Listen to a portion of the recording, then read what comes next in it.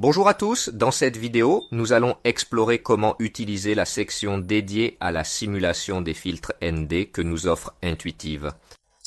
Nous la découvrons en appuyant sur le bouton du menu du plugin et en descendant jusqu'à la section de simulation des filtres ND et GND. En appuyant sur cette option, nous accédons à la page spécialement dédiée pour simuler les filtres à densité neutre. Avant de commencer à examiner en détail comment l'utiliser, comprenons d'abord pourquoi nous devrions opter pour la simulation plutôt que pour la réalisation sur le terrain. Il existe plusieurs raisons qui peuvent nous inciter à faire ce choix.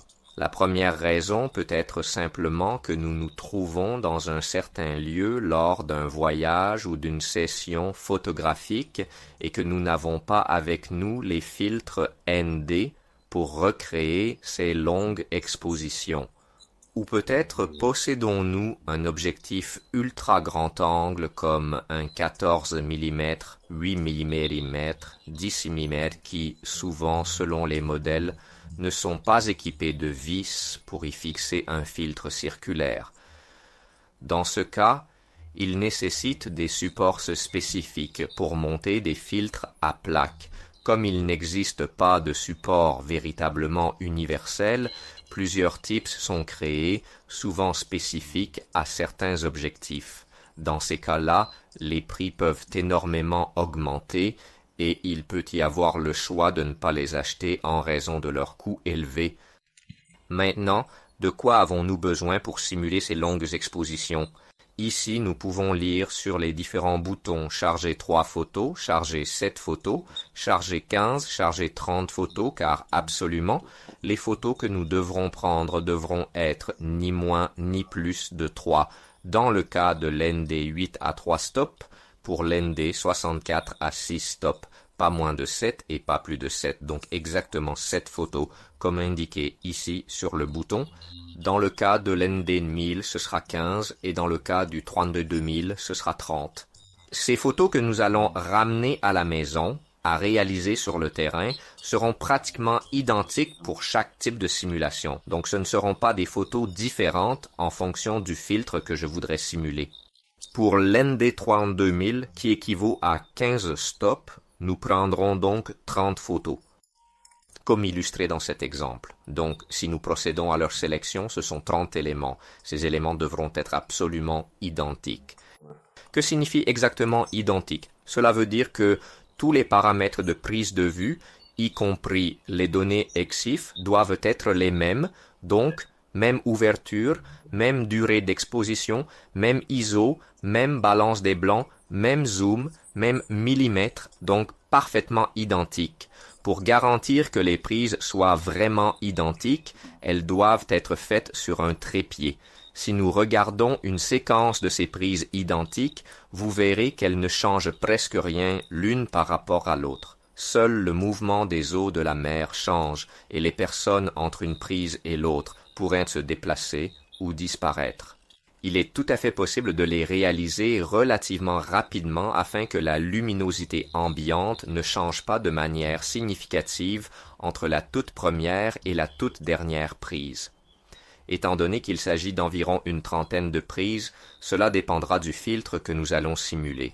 Bien entendu, si l'éclairage varie énormément, le résultat final en sera affecté. Une fois que nous avons capturé ces 30 photographies sur le terrain, nous appuierons sur le bouton de chargement. 30 photos, une fenêtre s'ouvrira avec l'option de chargement des niveaux et en appuyant sur le bouton parcourir, nous sélectionnerons les photographies sur notre ordinateur qui nous intéressent. Dans ce cas, je les sélectionne toutes, elles sont au nombre de 30. Je vous recommande vivement de respecter exactement le nombre indiqué sur le bouton, sinon la fonction de simulation ne démarrera pas. Il est préférable qu'elle soit déjà convertie en format JPEG pour le résultat final. Mon conseil est d'utiliser Lightroom ou Camera Raw, d'éditer le fichier RAW unique, puis de copier et coller les réglages sur toutes les autres prises de vue. Étant donné qu'ils sont exactement identiques, il ne sera pas nécessaire de modifier quoi que ce soit entre les paramètres de développement. Après avoir cliqué sur OK, le simulateur intuitif commencera à travailler pour nous fournir le résultat final sans qu'il soit nécessaire de faire quoi que ce soit d'autre. Voici le résultat final que nous avons obtenu. À présent, nous allons explorer comment utiliser et appliquer les filtres GND, c'est-à-dire les filtres ND gradués, qui, au moment de la capture, sont utilisés pour assombrir la partie supérieure du ciel, donc la section la plus lumineuse de la photographie. Ce sont ceux qui sont plus obscurs sur une moitié et qui s'estompent graduellement jusqu'à devenir totalement neutres.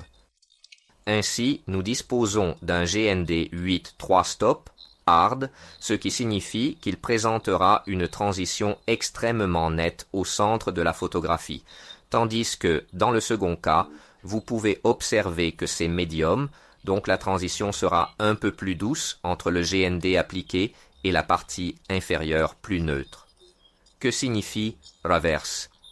GND 16 soft 4 stop signifie qu'il va assombrir de 4 stops, mais le reverse est généralement utilisé à l'aube et au crépuscule lorsque le soleil est précisément à l'horizon photographique.